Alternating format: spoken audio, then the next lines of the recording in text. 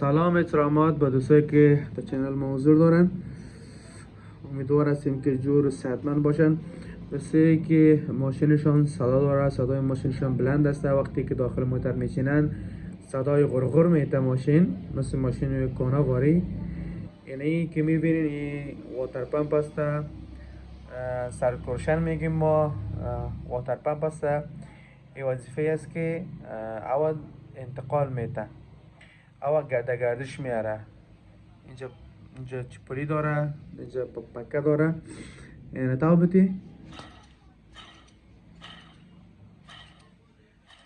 یعنی برینگ داره، برینگ داره داخل از اینمی که اصطلاح شو باز موتر که روشن میکنین دو صوبکی زیاد غرغر خور میکنه، غرغر میکنه.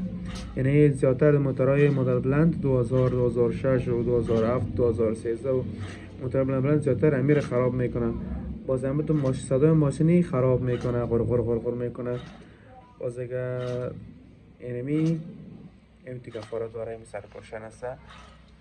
دیگه میریم لوکیشن زیره، جای زیره براتون مشخص میکنیم.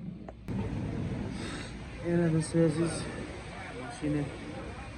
ماشین دیگه وان زیت وان اول زیت است، کورولای 2008 دیگه.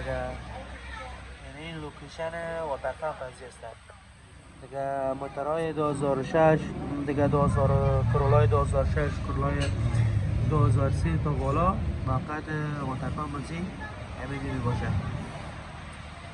این موقعیت است.